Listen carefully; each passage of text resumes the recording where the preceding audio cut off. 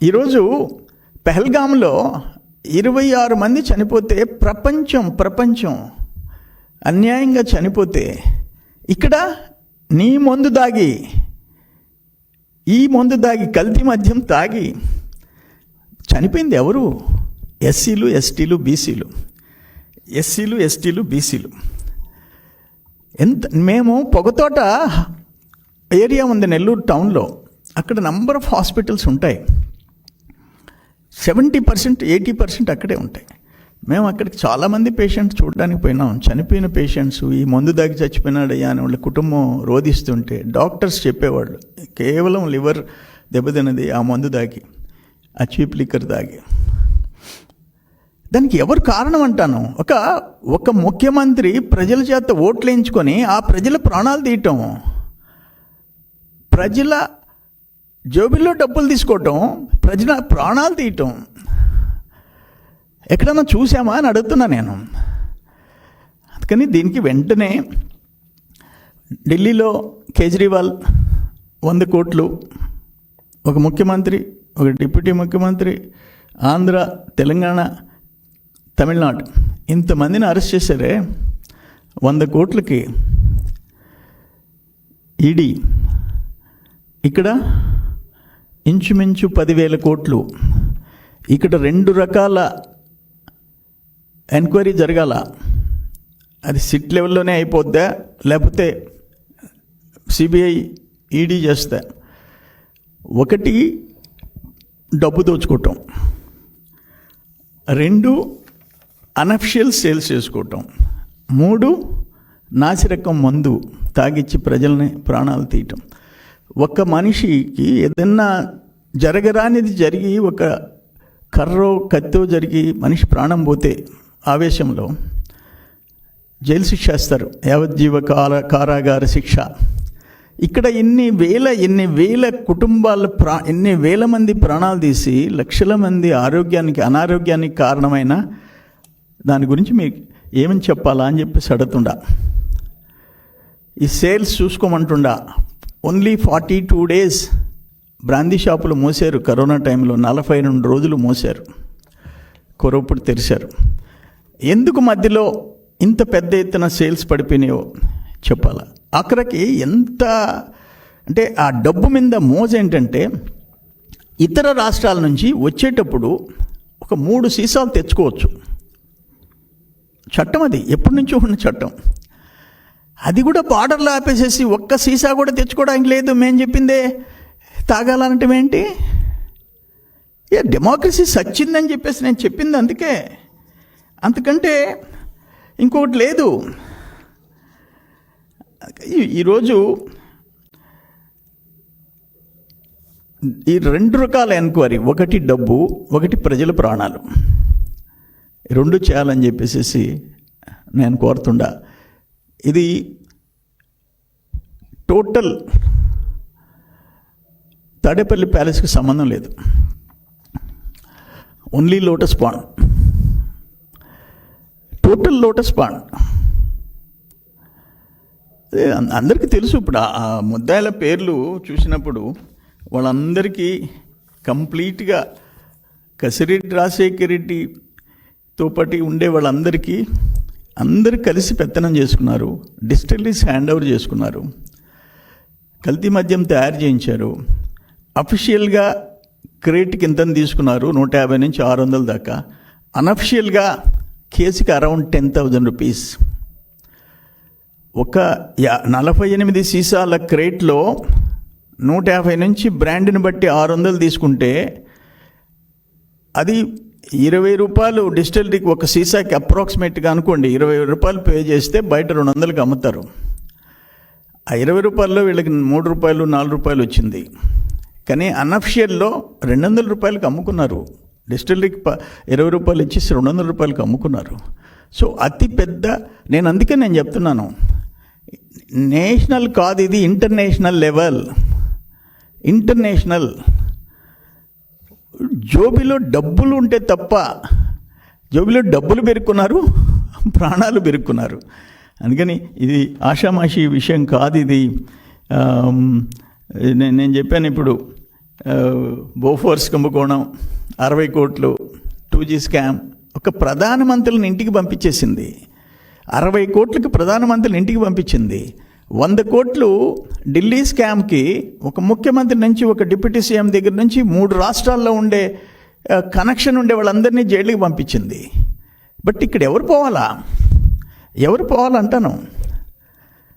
వీళ్ళు పోతే సరిపోతా? ఎవరికి చెందింది ఆ డబ్బు? ఎవరు 1000 కోట్లు దోచుకున్నాడు?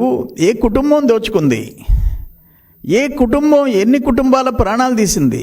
ఏ కుటుంబం దురాశ వల్ల ఎన్ని కుటుంబాలు మంచం ఎక్కాయి?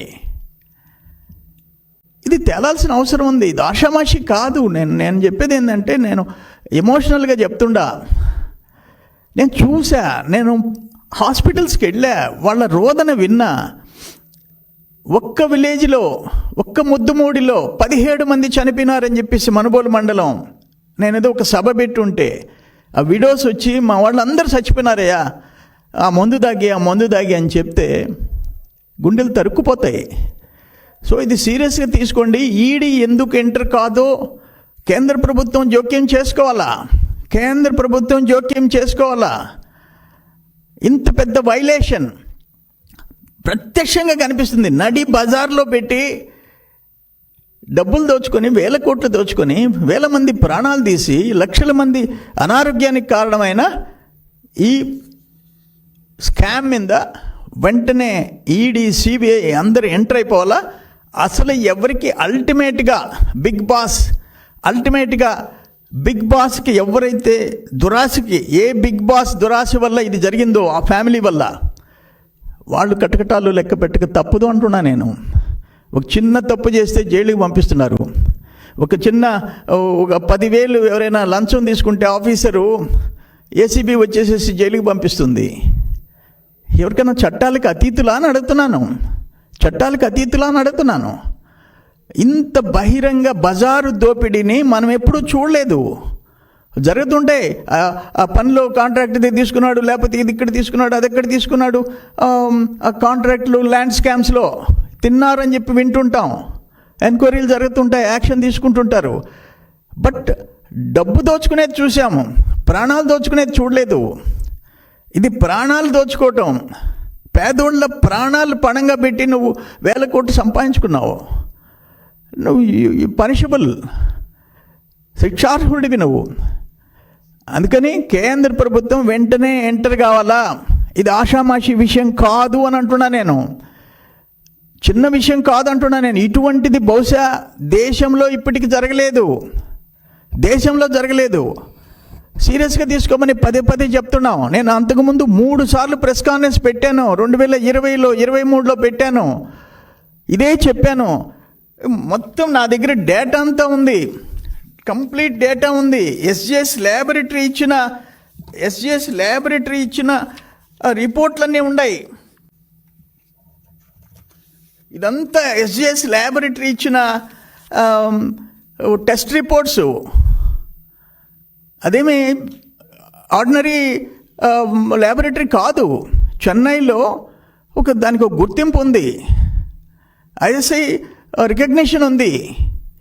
ఇవన్నీ ఫ్యాక్ట్స్ చెప్తున్నాను నేను ఒక పాయింట్ అడుగుతున్నాను. ఈ రైట్ లెఫ్ట్, పెద్దిరెడ్డి రామచంద్రారెడ్డి దగ్గర నుంచి, ధర్మాన ప్రసాద్ రావు దగ్గర నుంచి, వాళ్ళు ఎవరెవరు ఉండారో పెద్ద నాయకులందరూ ఒక్కరు ప్రెస్ కాన్ఫరెన్స్ పెట్టి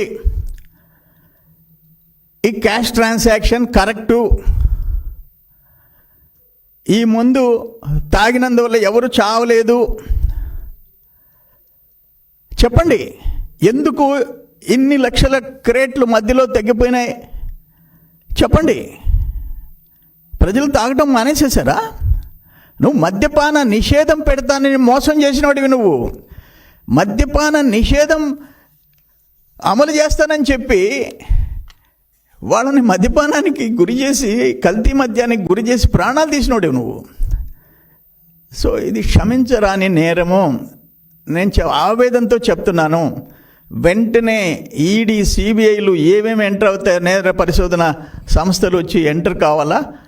అసలు పేదోళ్ల ప్రాణాలు, పేదోళ్ల జోబులు, పేదోళ్ల ఆరోగ్యాలని బలి చేసిన వాళ్ళ మీద చర్యలు తీసుకోవాలి.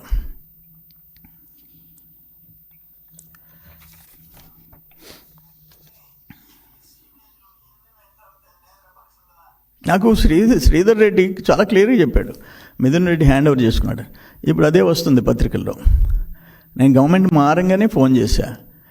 MP Magunta Srinivas McDowell company వాళ్ళు చెప్పేశారు, మేము ఇవ్వము, మీరు అడిగే లంచాలు మేము ఇస్తే ఇంటర్నేషనల్ లెవెల్లో ఇతర దేశాల్లో మేము బుక్ అయితే లంచం ఇచ్చాము, వేరే కంట్రీలో లంచం ఇచ్చామన్నా ఆ దేశంలో మమ్మల్ని పనిష్ చేస్తారు. అంటే డిస్టిలరీ మోయించేసావు. ఏం డిస్టిలరీ మోయించావు? మెక్డవల్ డిస్టిలరీని మోయించావు. ఏమేమి తెరిపించావు, ఏమేమి నడిపించావు. ఇంకో మాట చెప్తున్నారు వాళ్ళు, జగన్మోహన్ రెడ్డి చెప్తున్నాడు నిన్న, చంద్రబాబు ఇచ్చాడు డిస్టిలరీ. చంద్రబాబు డిస్టిలరీస్కి ఇస్తే నాసిరకం మందు తయారు చేయనిస్తాడా? చంద్రబాబు టైంలో మంచి కంపెనీలు ఆపేసేసాడా? చంద్రబాబు టైంలో డబ్బులే ఎత్తుకోపోవాలని చెప్పాడా?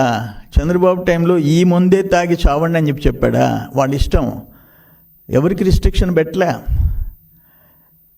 ఎవరికి వాళ్ళు క్వాలిటీ చేసి సరుకు ఎక్సైజ్ డిపార్ట్మెంట్ టెస్టులు చేసి అవి అలో చేస్తే అఫీషియల్గా, మీ మాదిరిగా అనఫిషియల్గా కాదు, మీ మాదిరిగా డిస్టిలరీస్ హ్యాండ్ ఓవర్ చేసుకోలేదు. ఆయన జగన్మోహన్ రెడ్డి పెద్ద ఉపన్యాసం ఇస్తున్నాడు మొన్న. దురదృష్టం, ఆ రోజు నువ్వు 43,000 కోట్లు తండ్రిని అడ్డం పెట్టుకొని దోచుకున్నావు. అది డబ్బు దోచుకున్నావు. ఇక్కడ ప్రాణాలు దోచుకున్నావు. ఇక్కడ ప్రాణాలు, పేదోళ్ళ ప్రాణాలు పణంగా పెట్టి నా ఎస్టీలు నా బీసీలు అని చెప్పేసి నటిస్తావు. దురదృష్టం, ఇది దురదృష్టం. మన రాష్ట్రం చేసుకున్న ఇది పాపం. ఆంధ్ర రాష్ట్రంలో ఇటువంటి పరిస్థితి, ఇటువంటి పరిపాలన, ఇటువంటి దోపిడీ ఏ ప్రభుత్వమైనా పొరపాటు జరుగుతాయి. కసిరెడ్డిది మాత్రం ఆయన బాధపడుతున్నా అంట, 2,000 కోట్లు ఎత్తేసాడని. నాకు చెప్పకుండా